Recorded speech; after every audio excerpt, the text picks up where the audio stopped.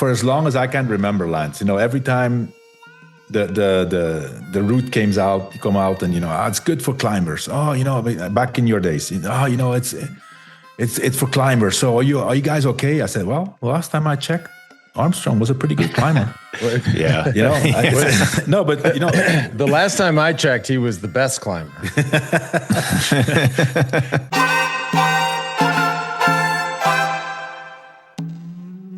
Hey, good morning, everybody. Welcome back to the Move podcast. We're talking about the 2026 Tour de France. Today, they revealed the course in Paris, as they do every year in October. It's always, I actually only went to, Johan, remind me, I think I only went to one of them. One in person.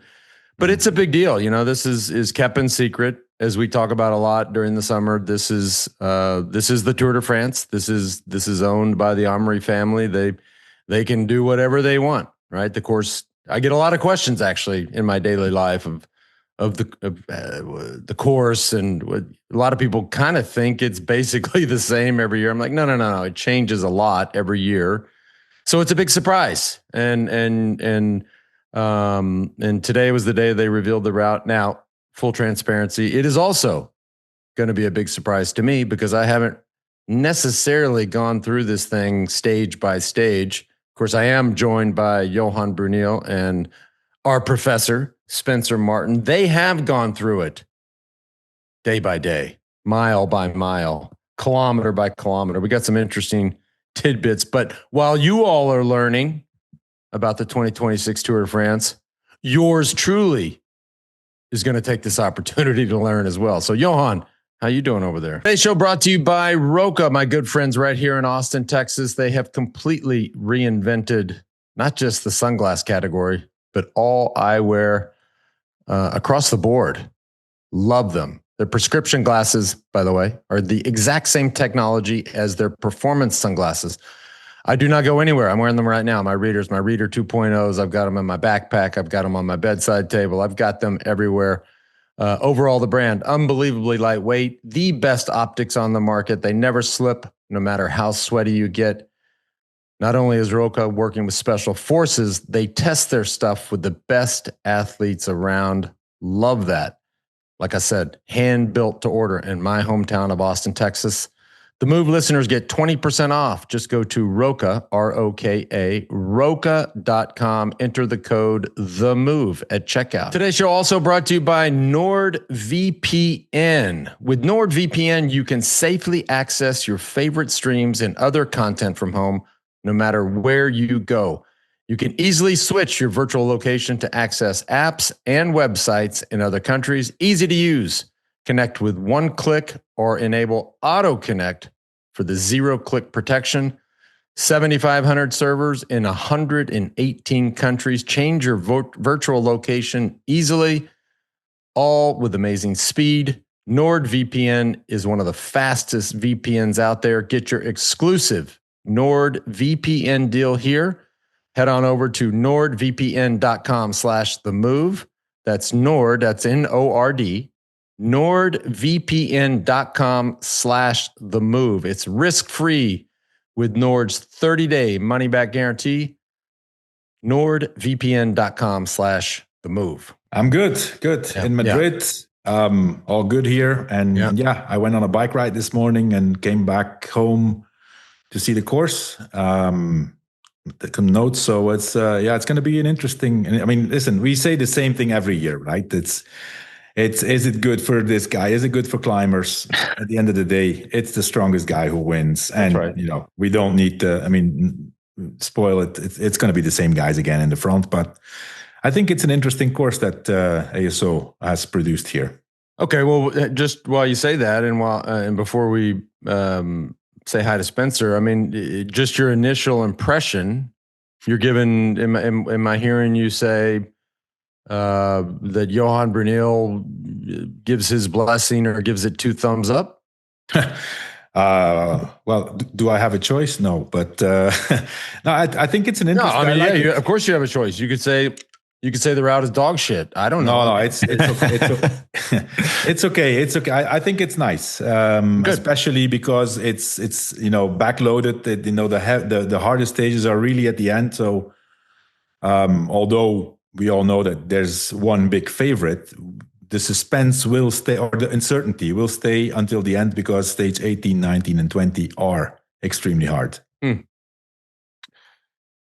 Johan, are we worried about this last week? I mean, what have we seen in recent years where we have difficult final weeks and everyone just sits tight? That's a little bit my concern when I saw this, that when you have like these 3 consecutive brutal mountain stages in the final week, no one's going to roll the dice trying to, and also it's like, who does this course favor? Well, probably Tadej Pogačar, because he's the best rider in the world. But are we worried people are just going to sit tight to try to survive the final 3 days? That was the first thing that stuck out to me when I saw this, that like, ooh, is this going to be a little bit of a sleepwalk into the final 3 days?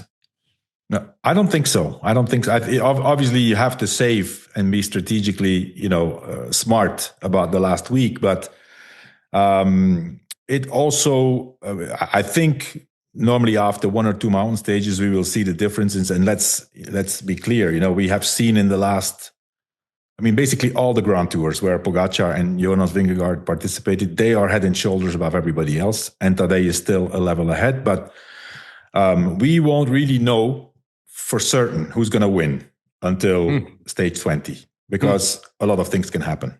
I think that's the point, and that's probably also the reason why they decided to have these 2 or 3 Alp stages really at the end. Well, as the guy who doesn't know a whole lot, I know a few things. I know that the race starts in Barcelona. I think that's, I think that's cool. Obviously, I have a little bit of PTSD from going in there. What was it, Johan? 2009. 2009, yeah. You're riding through a big city. We had some rain that day. Barcelona, it's obviously way too far out to be talking about the weather, but I'll never forget that day. Yeah, it was hard. It was very praying slippery. That I would stay on my bike, which I'm assuming everybody else was saying the same prayer. But goes through Girona. I think that's cool. Nice little tip of the cap to all the professional cyclists that live there. 2 times Alpe d'Huez. That's a curveball. Yeah. All right. Outside of that, I'm all ears, fellas. Yeah. Well, it starts in Barcelona. It starts with a team time trial. So it's been a while since the Tour de France had a team time trial. 19 kilometers only. It's on so it starts in Barcelona. They go to Montjuic, and I guess they do a loop there on that circuit. But the difference with other time trials is that this time they've done this experiment already a few times in Paris-Nice, is that the time is taken on the first rider, not on the 4th rider or the 5th rider. Back in the days it was the 5th rider. I guess now with 8 riders, it's the 4th rider. Now it's only 1 rider. So basically you could see this as a lead out, a team leading out their leader, and then that leader going at the end either by himself or with the second leader or whoever can stay with that guy. So I think that's interesting. In their interest to keep as many guys, right? Let's just use Pogačar and UAE as an example, right? And we were kind of riffing in the pre-show with, say a Del Toro comes, for example, right? You would want those guys. Obviously, you want Tadej to go as hard as he can. And you would want all of these other guys to stay on his wheel as long as possible. By the way, too, you say only 19 kilometers, right? There's a part of me that says, we knew that it was starting with a team time trial, but there's a part of me that thought, is this one of these 7-8 kilometer kind of, back massages that they can start these things with? 19K is, I get it. It's not, it's not old school where we're going 50, 60 kilometers. But, you can see a world where there's some teams that are going to lose 30 seconds. Yeah, maximum. Yeah. Well, is it going to be at nighttime, Johan? Remember Barcelona? They did it after dark. Yeah, it was pitch black. That was in the Vuelta, right? In the Vuelta, yeah. Yeah, and that was really, really bad. it's not the same time of the year, of course. This was September. Now it's July. I guess they're gonna, but in the Vuelta when they did it in Barcelona, they didn't count on the weather changing and all of a sudden it was pitch black, raining. Anyway, 19 kilometers we saw in the Vuelta. Now this year there was a team. Was it more or less the same? I think was it 17, 19 kilometers. The time gaps were very, very small. So I expect more or less the same. These big teams are very, very equal in terms of strength, collective strength, and it's basically the top guy that makes the difference. So I think it's a nice start, but it's definitely not going to be decisive. Back in the day, Lance, when we had these 50, 60 kilometer team time trials. I remember my first Tour de France I did. I think the team time trial was 78 kilometers. Oh, Lord. Jeez. If you were only a minute down, that was like a huge success. Right. Now we're talking about 10, 15, 20 seconds, basically. Yeah. I don't know if we mentioned that this team time trial has 2 climbs. So they go up Montjuic, which is famous from the Catalunya. Volta Catalunya, yeah, and world championships have been there. Jewish Mountain, I believe is what it means. And they descend down and then climb again to the Olympic Stadium. So there's 2 climbs. One is a kilometer long at 5.4%. The final climb, 700 meters at 8%.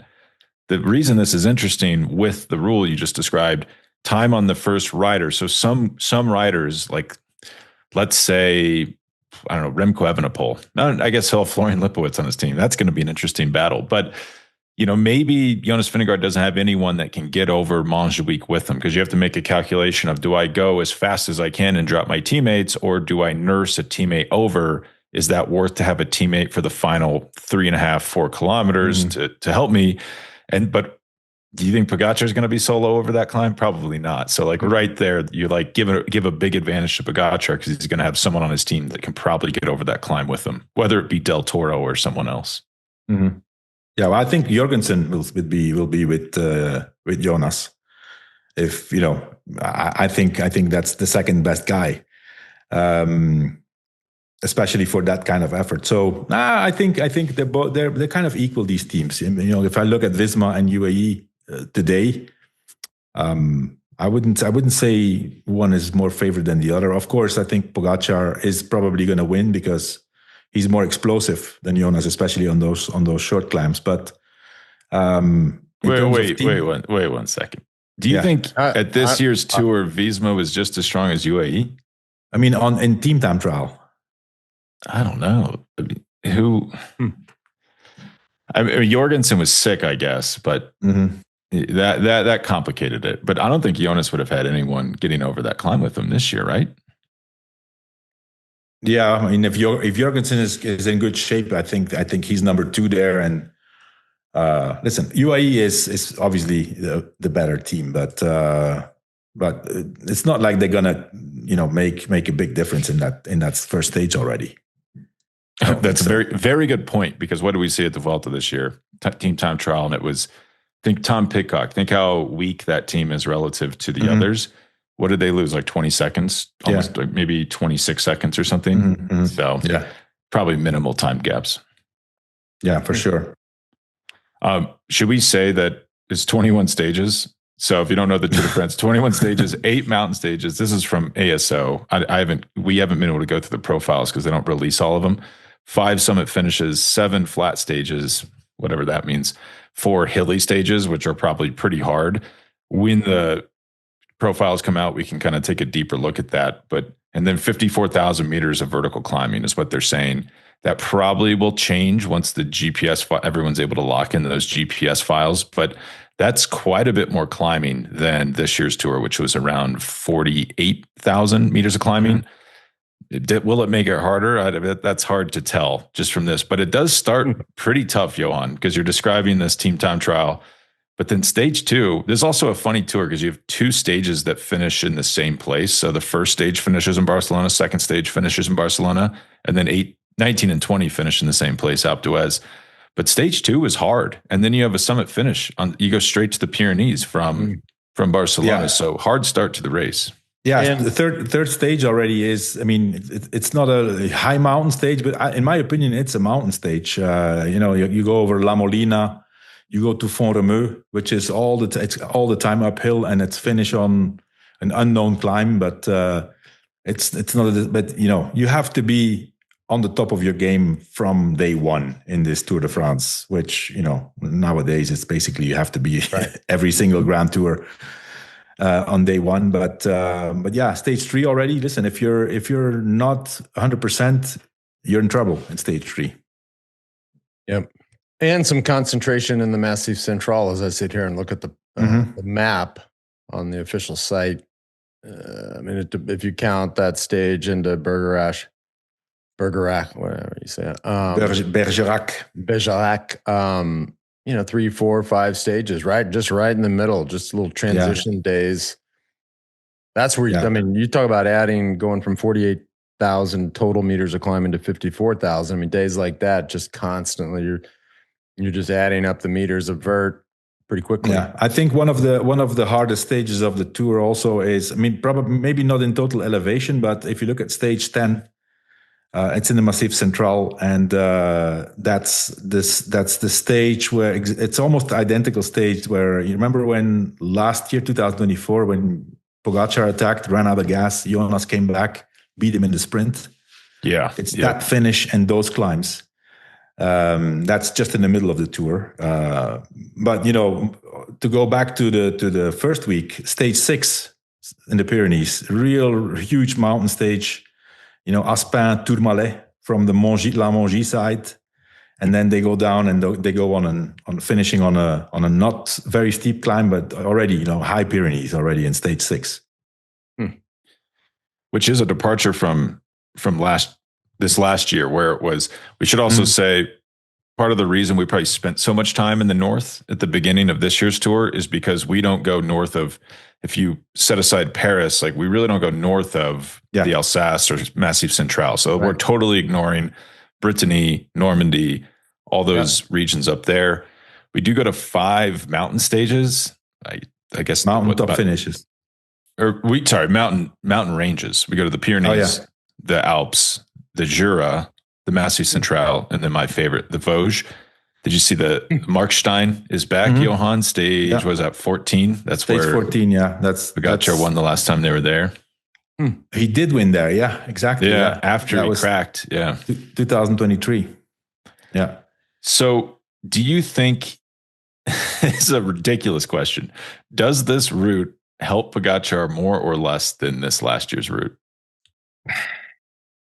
or does it not matter? I don't think it matters. At this point, I mean, this Pogacar doesn't matter. Doesn't matter. Especially also, I mean, he's the best by far, and he has the strongest team by far. Yeah. Yeah. And the thing that would stop him, if we're being completely honest, is chaos and crashes, right? Like something, does this route with its hard start, and then you settle in to, let's say, from stage 5 to stage 12, you really settle into the meat of the sprint stages. Will that make the sprint stages less or more chaotic, you think? What did you say? There's 7 flat stages? Oh, no. From stage 5 to stage 12, that's where most of the 7. Yeah, I said there's 7 flat, whatever. It's not really flat, obviously, but stages where sprinters could win. And most of those are in the middle. So I would think that probably settles the sprinters down. You get less. Remember that like Carnot, like Philipsen crashing. It was like really hectic in the first few days up in the north of this year's tour. I'd imagine we get less of that. Do you think that's right? I mean, it tended to be that way. Now you would say, okay, there's a team time trial. There's a hard stage on stage 3 and stage 6. It's already a GC day. So after that, everybody knows their place. But the sprinters have to do their job, and there's many teams that go with just a sprinter. That's their main goal. If you look, for example, a team like Alpecin, right?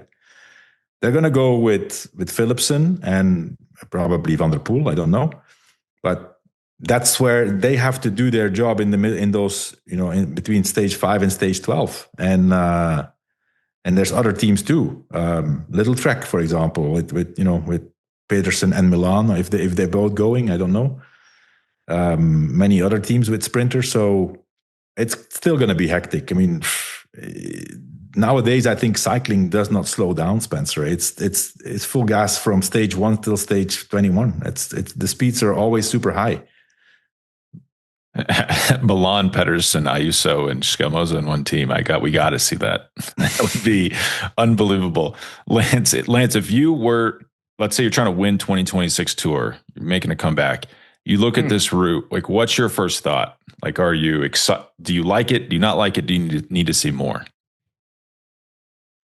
No, I mean, I again, just the little bit that I know or I'm starting to learn here.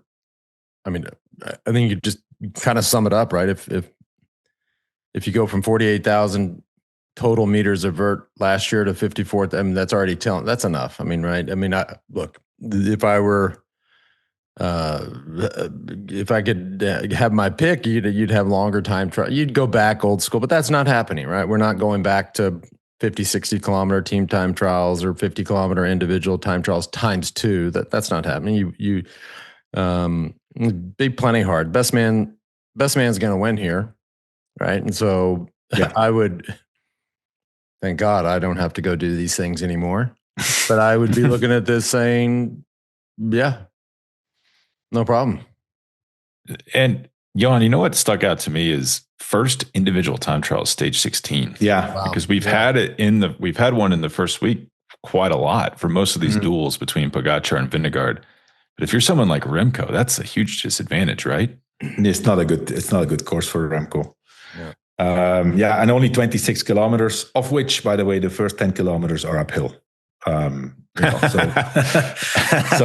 that's not even fair. It's a GC. That's a GC day. By stage 16, that's just the GC guys who are going to be in the front, and time trial specialists are absolutely not at an advantage there. I was surprised. Did you guys watch the presentation? Was it? I'm assuming there was some sort of live feed or no. You can watch it. I think it's at like 3 a.m. where I am. Did you watch it, Johan? No, I was on the bike. Okay. We've been exposed. Maybe Johan is the one making it. Well, I'm curious because it doesn't really provide much here on the website, the tour's official website. What did they do with the finish in Paris? Are we going back to the traditional laps on the Champs-Élysées, or are we going to stick? So the circuit's up Montmartre. 3 times up Montmartre. The only change is that to give a chance to some of the stronger sprinters, this time, the last time they go up Montmartre is 15K from the finish, not 6K like this year. So it could potentially be, I don't know. I don't think it's going to matter much because those circuits are hard. Sprinters are going to erupt, especially if if we see the same thing, like if Pogačar's in yellow wants to win in Paris, he's going to go. And there's 4 or 5 riders who can follow. So no sprinters, but 15K from the finish now. Other than that, it's the same. Back to Montmartre. Yeah, I love how the tour website just has it. On each of these days, if they don't have the profile on here, all it says is the length of the stage and the type of stage. So obviously the day before, which you talked about, Johan, is the hardest stage. They have that listed as a mountain stage. The next day into Paris, they just have it listed as a flat stage. Oh, wow. So that's why I had the question. I was like, maybe we went back. Yeah. Well, that is when they say these flat stages, that tells us right there, you can't pencil those in as sprint stages, because I kind of like this idea of tooling with the circuit a little bit year to year, Johan, where I guess it will technically be a little bit easier because it's 15K out. Still probably won't be that easy, but do you guys miss the traditional finish? I don't. I think I was over that, but a lot of people liked it. I think it was a great show last. I mean, in the tour. Yeah. It's unbelievable. We all thought that in real time. Yeah. Initially, I said, 3 or 4 months later. No, I think it's good. I think it's nice. It was fantastic. Yeah. I don't know what they'll do with the time stoppages and that was really the biggest headache. Yeah. But the spectacle I thought was 10 out of 10. Yeah. Mm-hmm. I agree. Is that the first time? Is that the only time Pogacar has been dropped since 2023? That stage? It might be, actually. Can you think of anything, Johan? It's not. I mean, it's not really getting dropped. I mean, okay, getting dropped. He got dropped. he was on. Yeah, but hey, he's been fighting for 21 days, and Van Aert obviously had done his job, but he was focusing on that stage. We just gloss over that part. Yeah, that Van Aert was. But hey, listen, Van Aert is one of the very few who was able to draw distance Pogacar in the last 2 years, if not the only one. Yeah. Maybe since the stage where Pogacar fell apart in the Alps, right? Wow. Mm-hmm. So did you guys, I think we've implied it, but we go Pyrenees first, Alps second with the Alsace and Jura and Massif Central in the middle there. So, but the last 8 stages, 6 of them are GC days. And that's if you assume that they neutralize the time on the final stage. Mm-hmm. If they don't, the last 7 of 8 stages could be GC days. That puts a lot of importance on stage 14 onwards. That's intense. Yeah. Look, what do they have to do that. Now, we know what happens, right? That either makes it incredibly exciting or wildly predictable. If Pogacar is the guy that we've seen the last several years, then we're in for a lot of tempo and control and questioning other teams' tactics. Mm-hmm. But if there's a world where he struggles, well, then the race opens up and it's incredibly dynamic, and we all think back to this day and think about how brilliant they were to design it this way. Now, that's why they have the race, and who knows? I think we could all guess how he's going to show up and perform, but the potential is there to make it really explosive. Yeah, even if. What's going to happen too is I haven't consumed media about this yet, but I guarantee you what people are going to say and what's going to happen during the race is they're going to wheel out the old horse of, Pogacar's not good in the third week of Grand Tours, Johan. Look at him last year at the Tour. He was suffering through that final week. He couldn't even drop Jonas. So you're going to get that's not true, by the way. He had a 4.5 minute lead going into the last week, and his knee was hurt. Of course, he wasn't going to attack, but when he needs to, he's a killer in the final week. But this allows people to have that narrative and that hope through the race, and I guarantee you, we're going to be bombarded by that. We're probably going to say it on the show next year. No, we're not going to say that. But what I will say, let me just warn the listener. Right, no matter what you go and read. I'm being serious here, right? No matter what you go and read, I don't care where you read it. Most likely, if not almost certainly, whoever wrote that article has no fucking clue what they're talking about. I'm just telling you, right? They're just sitting there bored. They're little keyboard warriors. They're gonna make this stuff up. They don't know a breakaway from a baguette. They never been there, and they never been in the trenches. They don't know what it is. So don't listen to that. Yeah, no. I mean, it's every year. I mean, for as long as I can remember, Lance. Every time the route come out, and it's good for climbers. Back in your days, it's for climbers. So are you guys okay? I said, well, last time I checked, Armstrong was a pretty good climber. Yeah. No, but the last time I checked, he was the best climber. But it's a really good point, because when I used to work inside the system, the media system, it is like this. It's almost a brainwashing of media members where it's like, well, like Lance isn't a good climber. It's like, he's the best climber in the race. Like, what are we talking about? And it's the same thing with Pogacar. People say the same stuff. It's like, I don't know. That's a hard climb. That's not good for him. It's the same thing what you said. Like you said it about Remco. Like, it's a bad route for him. But to be the best, like to win a Tour, every route's got to be good for you. Like you can't. Like there's no route they could design that's bad for Pogacar. Like once you're at that level where you can win the Tour, there's no route that can stop you. No, for sure. I guess unless it was 21 sprint stages and time bonuses decided the race, that would be the one. Look, I mean, if you're Tadej, you're. By the way, was he there? Do we know if he was in? No. There's nobody of the. He's got nobody better of the stuff stars to do. were there. Okay, good for them. He's licking his chops. Yeah. He's looking at this going, oh, baby, it's time to eat. But I mean, really, this is if you look at the situation, guys, okay, the favorite is obviously it's the same guy. Huge favorite is Pogačar. Huge favorite for second is Jonas. As I said, these two are way above everybody else. And then who else? I mean, do you remember? Do you guys remember who was third in the Tour? It was Florian Lipowitz. I think about it every day. My favorite writer. But that's a good point. Nobody remembers that. And he's not, is he even going to be at this race, Johan? I think so. Yeah, but, it's fourth, for example, fourth was Oscar Only. Fifth was Felix Gall. I mean, none of those guys are going to even come close to Pogačar and Jonas. And then the really good news for Jonas and the bad for Pogačar and the bad news for the other guys is, if we say Pogačar's number one, Jonas number two in Grand Tours, number 3 and 4 are probably on Pogačar's team. Well, and that's Del Toro and Almeida.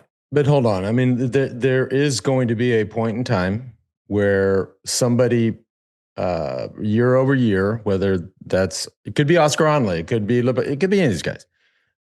Year over year, they make a massive improvement. That's what athletes do. And the flip side of that is, and look, I think Tadej is not going to make a massive improvement. He might get a little better, but we're seeing the best of his lifetime, which is the best of all time. Jonas is we're seeing the best of Jonas, and probably starting to see a decline. But you could have one of these outliers that really has one of these off seasons or one of these shifts in his career where he's just a lot better. And who knows, right? Tadej might at some point the fuel in the tank runs out, and it's going to happen at some point for sure. Of course it is. Now we just we're guessing when that might be, and we'd spend a lot of time guessing this, right? Guys are starting younger. The careers are starting younger. They're so much better, so much younger. Does that mean that they then start to decline earlier in life? We don't know, right? And so, but if you could imagine in a world where, Tadej is a few percentage points off, and a kid like Onley all of a sudden is this guy that had a hell of a tour, and it ignited something within him, and I don't know, but so. We can hope. Yeah, I think the guy who will challenge Tadej is not up there yet. It's not Oscar Only. It's not Felix Gall. It's not Lipowitz. It's I don't know. Let's say it's Paul Seychelles, maybe. Paul, yeah, Paul is he's pretty good rider, Johan. But I think Del Toro to me, you take the end of his. Like the guy wipes out at the Giro. Like, wow, what a mess up. Like throws away Grand Tour. And then he comes back and has an amazing season. Like the last half of his season, he blew me away. I think that's the guy that is eventually going to challenge him. The problem is they're on the same team. That's an issue. Well, for the moment, they can still live together. There's going to come a point. But I think probably that by the time that Del Toro gets to that point, it's maybe going to be time for Tadej to say, okay, guys, I'm taking it easy. I'm out of here. Yeah. But what stops actually most people, like Lance did do that, just walked away after winning. But most of these guys that win a lot of Grand Tours, it's injuries. Think of Chris Froome. Like he was maybe declining, then he has to crash. He doesn't win, and then he can't get back. Same thing with your favorite, both your guys' best friend, Alberto Contador. Like, remember he started to get the crash bug, and then he's really hurt, like really bad crashes, and he just isn't the same after that. I think eventually, I'm not wishing it upon him, but eventually that's probably what will happen. That just happens to a lot of athletes. You get older, you get hurt, you can't train as hard, you can't come back. Yeah. Accidents is one thing. I think in Pogačar's case, listen, we hope it doesn't happen, a crash or injury, but I think it's mental burnout. It's just not being able to deal anymore with all the stress, and everybody's chasing you, and everybody wants a piece of you. What about Cavendish though? When Lance retired in 2005, physically, I mean, he was probably stronger than ever. 2004, 2005, he was at the strongest in the Tour. but it was just enough. You just can't deal with it anymore. And I can see signs of that already now in Pogačar at this age. So, Lance, you were Pogačar's age when you won your first Tour. That's crazy. Yeah. That is crazy. Well, yeah. I'm with you, Johan. And I just caught a little bit of this reading the press about some of the races towards the end of the season where, for whatever reason, right? The public, the fans on the side of the road have just kind of turned against him, right? And look, I've been there, right? And I the little bit that I read about it, I actually thought even more about it. I gave them a reason to turn. He hasn't given them a reason other than just dominating, right? Yeah. It doesn't matter, right? If they're turning against you because they see smoke and fire, like they did in my case, it's the same as them turning against you because they're sick of you winning. It doesn't matter. They're saying the same shit on the side of the road, day in, day out. I can tell you, you still get the job done. No part of me and no part of him will say, you know what, I'm going to sit up today. He's not going to do that. He's going to go win. But at the end of the day and at the end of the tour and at the end of the season, you're going to go, how much do I want to do this? Right? Mm-hmm. Because my brain is wired and my psyche, my whole athlete's mindset is wired to win. I don't care what anybody says. But I can also go do something else or not do this once my job is done. I feel for him there. I have a ton of empathy for him there. And maybe the off season is this sort of reset. We're going to find out come the spring. We will certainly find out come July. But there is nobody that has a robotic brain that's just like, I can't hear anything. This doesn't affect me. It does affect you. Yeah. And I've also been in a similar position where you're just drubbing people day in, day out, year in, year out. And you're kind of going, all right, I did it. Like, you want me to keep beating people? Like it starts, this sounds almost pathetic. I mean, it just kind of gets old. Yeah. And this is a side gig though. He does have a full-time job of trying to win classics. Yeah. So he's got that. Yeah. As we said, it's not the same. It's not not, that is the side hustle, but that's not nearly as, no. Yeah. Well, I'm gonna predict, Spencer and Lance, that Pogačar is racing till 2028, and that's it. He's got to win the Olympics. He has 4 more things to win. We said it in the podcast. He has Milan-San Remo, Paris-Roubaix, the Vuelta. Vuelta, he just needs to show up, and then the Olympic Games, and after that, it's done. And then he's won everything there is to win. If only we could get that. Just got to make sure that course is designed well enough at the Olympics for Pogačar. Yeah. I have a little, a little birdie has given me a little sneak peek of LA 28. That nobody listening, and Tadej Pogačar does not need to worry about this, about it being too easy. If anybody's ever been to Los Angeles, just look around. There's a lot of mountains there. The total vert will be staggering. Yeah. But you're not going to do the Dana Point criterium course. Just do a 90-minute crit. Before we go, why are the start might not be far from Dana Point, so don't rag on Dana Point too much. All right. That's my arena, the Dana Point criterium. Also today brought to you by Huel. What does a busy morning or day look like for you? Rocking and rolling, going from one thing to the next, no time to eat. Well, that's where Huel steps in. Huel also has big news. They've just launched nationwide with Target. They've got their Black Edition ready to drink and their Daily Greens ready to drink. Break those down a little bit for you. The Black Edition, 35 grams of protein, 27 essential vitamins and minerals, no artificial sweeteners, gluten-free, ready to go in under $5 a meal. Go on to your next thing. Breaking down Daily Greens, ready to drink. Developed by registered nutritionists and dietitians, 42 vitamins, minerals, and superfoods, only 25 calories, 4 grams of fiber, only 1 gram of sugar.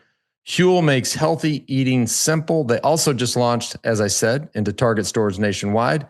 Try both products for 15% off your purchase for new customers with my exclusive code, THEMOVE. Head on over to Huel, that's Huel, Huel.com/TheMove. And that code is, shocker, The Move. Also today, brought to you by Helix Sleep, our good friends. We've been with them forever.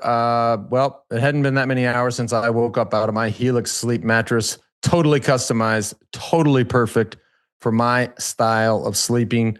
You go on, you take their sleep quiz, you talk about your sleep characteristics, the pluses, the minuses, and all of a sudden, a fully customized mattress shows up at your house. 5-star reviews across the board. Not only that, many publications have named it the best mattress on the market. Listen, you don't need me to tell you how important sleep is to you. Do not skimp on this. It improves every aspect of your life, from performance to cognitive stuff to back pain, which I have suffered from in the past. It is a game changer. Their fall sale is ending October 31st. 20% off all orders on the website. Go to helixsleep.com/themove. That is helixsleep.com/themove. And make sure you enter our show name after checkout so that they know that we sent you.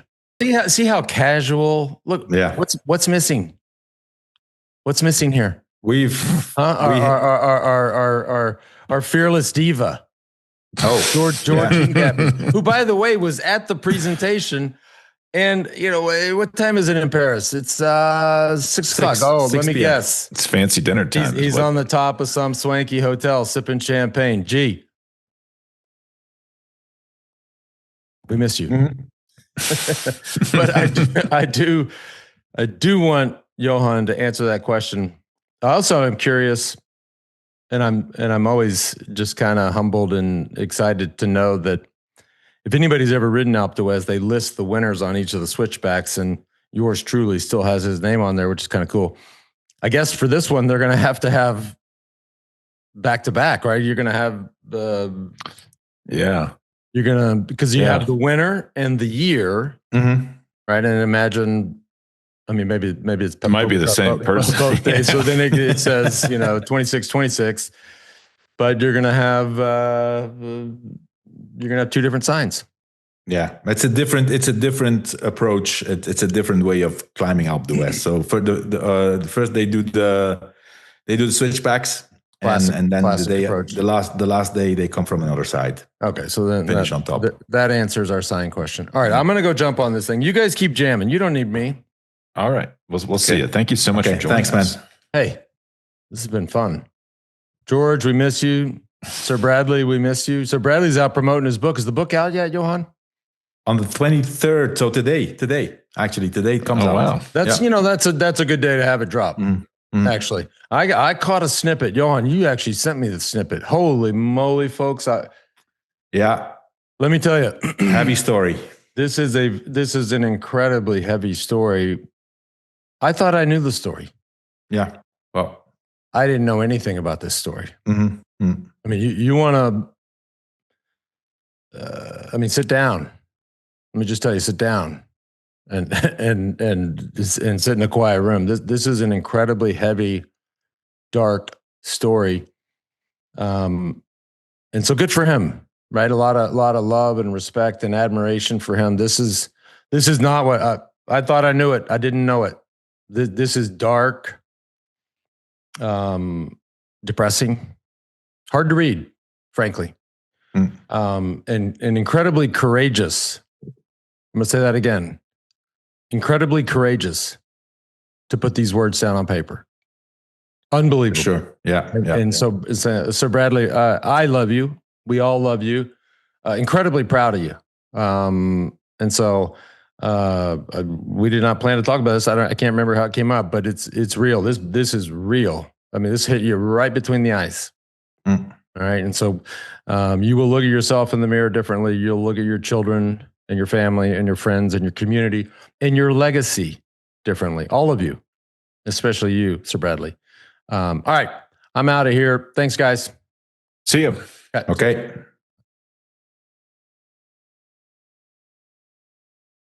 Okay, Spencer, what do we have to talk about?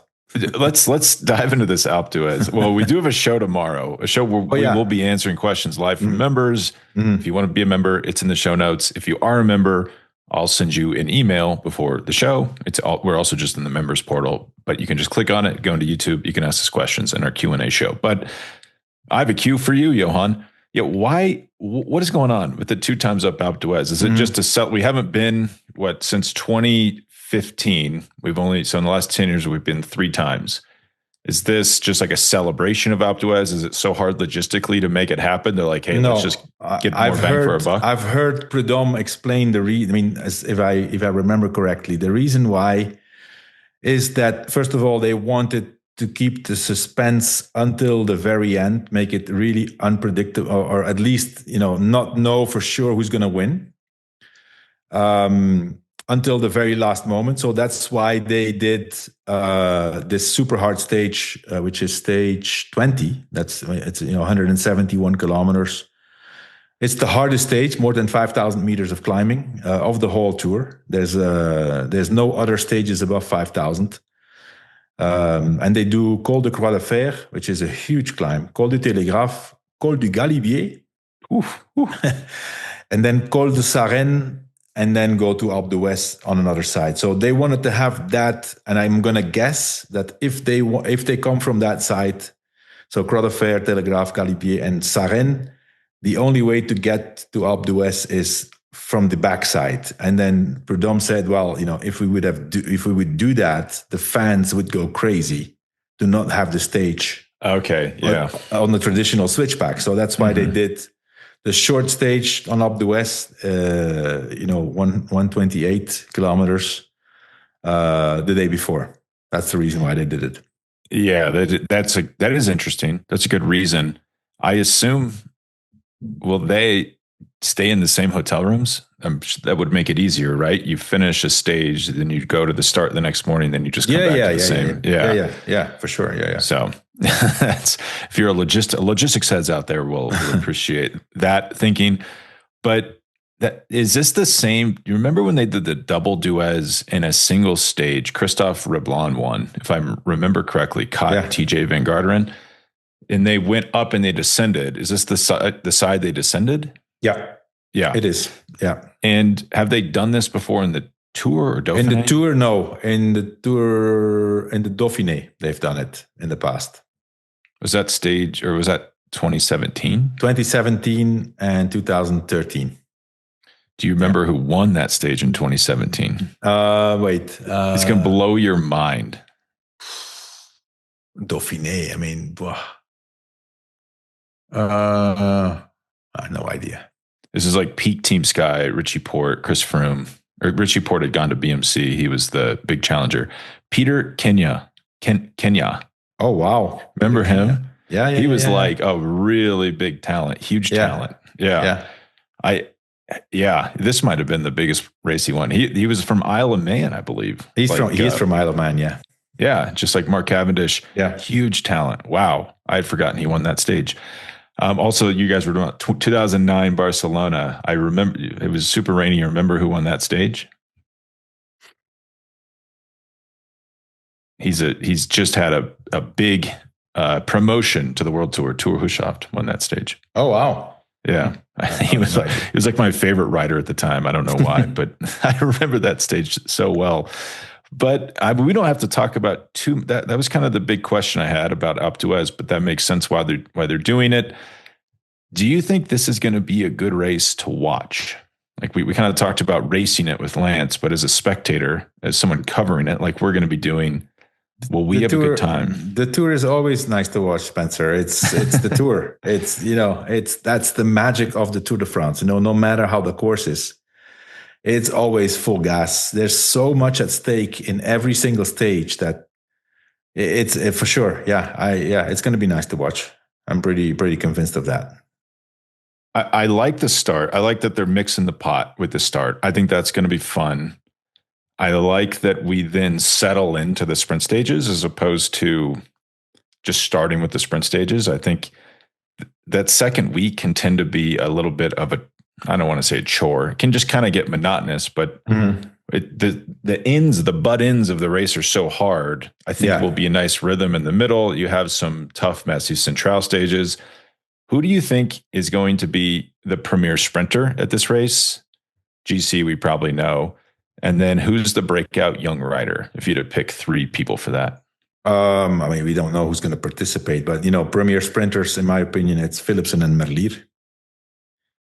I think those 2 are the fastest guys. Although Jonathan Milan has won the green jersey. I saw a report somewhere, and then afterwards I saw it was corrected. But there was a rumor initially that every flat stage would have 2 intermediate sprints. Ooh. Which was super important for, the green jersey. But then afterwards, I saw that, it was not confirmed or anything. But I mean, I think the same guys as always, I think the best Grand Tour sprinter is Philipsen. There's no doubt about that. I mean, in Grand Tours, he's just on another level. It's almost unbelievable how much higher of a level, because he's not in non-Grand Tours. They're all good, right? Tim Merlier might be better than Philipsen, but then they get to Grand Tours and Philipsen is so much better than everybody else. Yeah.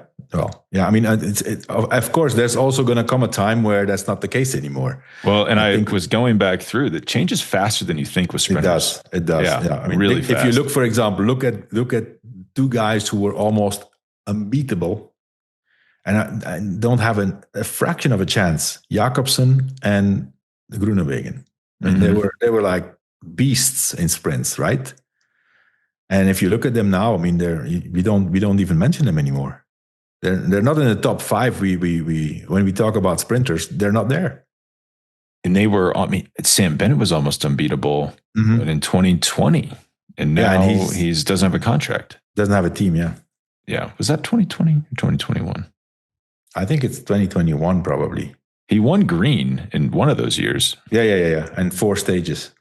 Yeah. So he wins green in 2020. And then it's shocking. You go back to tours that you think were not that long ago, and the sprint fields look completely different. Like Groenewegen. Groenewegen did win a stage in 2024, but I do wonder if we'll look back at that as this kind of last gasp. I mean, he's energized on the new team on the Rosebud Rockets? No, it's Unibet Rose. Unibet Rose Rockets. Rose. Yeah. But I'm curious to see if Philipsen can keep this up. In terms of GC, I assume you think Tadej Pogačar probably keeps it rolling. Yeah, I mean, without any unforeseen situation, there's nobody close. And this would be, let's say he wins, it would be number 5, correct? Would it be his 5th Tour de France? Yeah.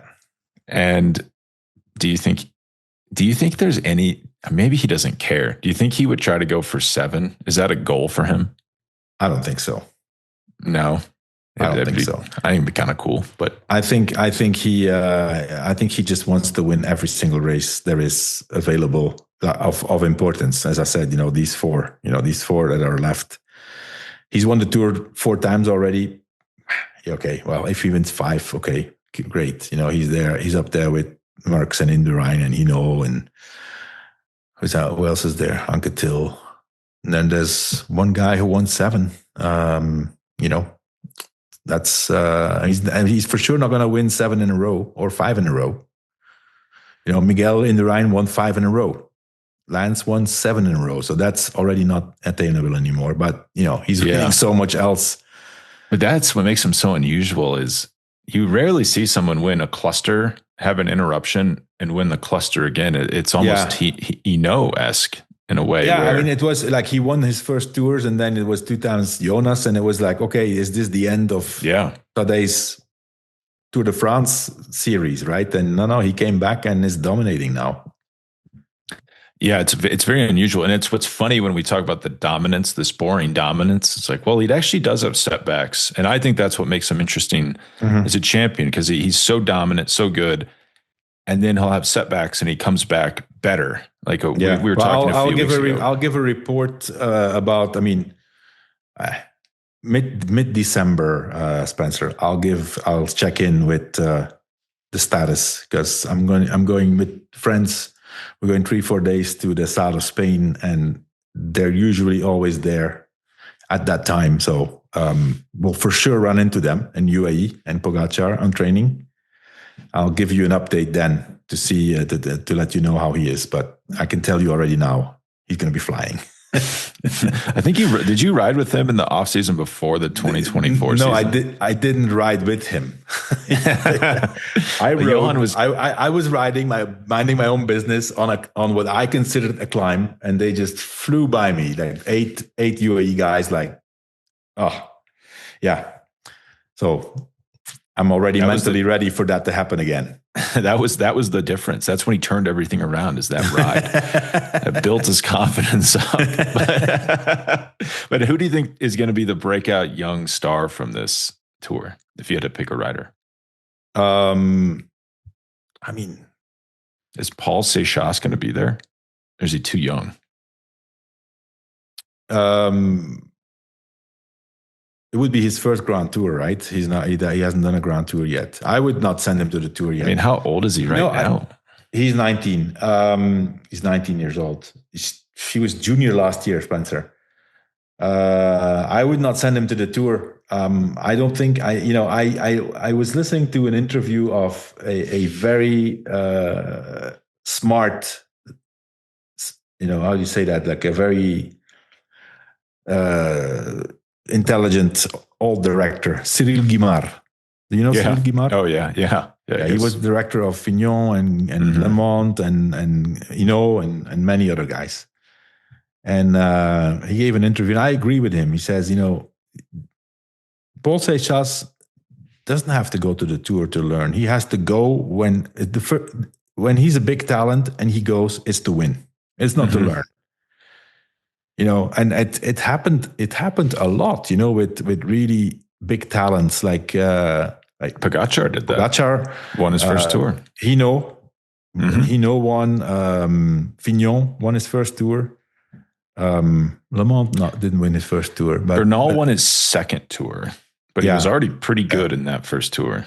Eddie Merckx won his first tour. Yeah, it's funny you mentioned that. Actually, that is how a lot of big stars win their first tour, which you would not. You would think there's some sort of learning curve. Yeah. Well, this, you can learn in the Giro and in the Vuelta, Well, and a lot of big stars, their first Grand Tour win is the Tour. Mm-hmm. It's actually rare where you see someone building up through the other Grand Tours. That's why it's good that Del Toro didn't win the Giro. That means he's going to win the Tour. I do think because he actually just turned 19, like just recently. So he would be 19 at the Tour next year. Yeah. I think that's too young. I wouldn't do it. Maybe that's old school. Maybe we're stuck in old school thinking. Well, he's on a French team. They probably want to push that. But, I've heard that Decathlon wants to get away from the French mentality or identity of the team. I've actually heard that, riders who signed there, who went there, have been explicitly told not to learn French. Interesting. By the team management, because that's such a strange directive. It's true. I was surprised. We don't even want you to know it. That's true. Funny. Not to learn, because all the meetings will be done in English, and it's going to be a completely different identity. And so. Yeah. Well, yeah. I mean, I love France. My dad grew up in France.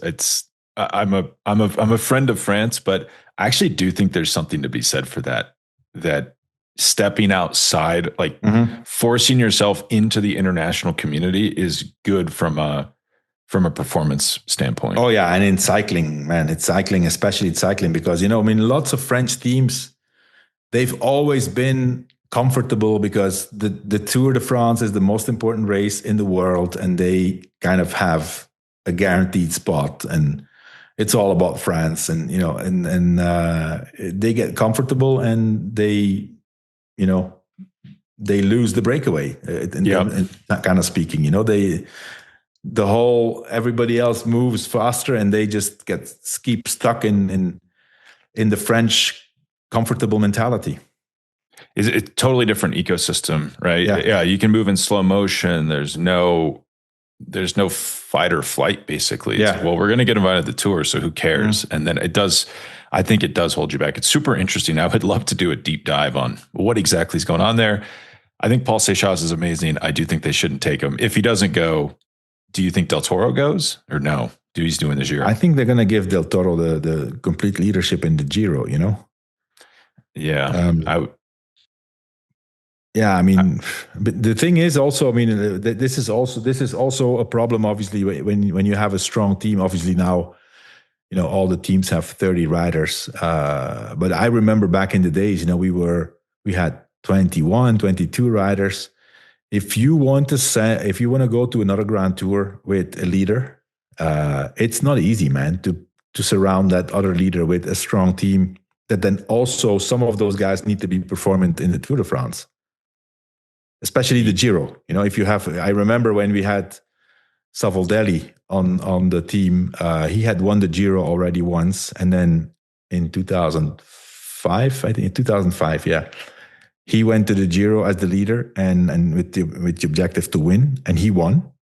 But I was not in a position to really send a very strong team. The team was decent, but definitely not up to the standards of having a Grand Tour candidate winner, If there's any team that's up for it, I think UAE can handle it. Yeah. Probably peel off. Who knows how they'll ride, though? That's a story for another day, though. Anything else on this tour? And if we've forgotten anything, we'll be back tomorrow, same time, same place. We'll be back tomorrow with the Move Plus. No, I think we've covered most of it, Spencer. Yeah, I think it's an interesting route. I kind of thought they would. They have to shift geographies. They can't just go to the same places all the time. I think they've done really well with, the constraints they have on their geographical constraints and the foreign start. I think it's great that they can ride straight into France. That's going to be, it works out perfectly. I'm excited for that opening summit finish on stage 6. And hopefully it's a good race. As you said, it's always a nice race. It's always nice to watch the tour. Okay. All right. Talk to you later, Johan. I'll see you tomorrow. Okay. Thank you. Bye.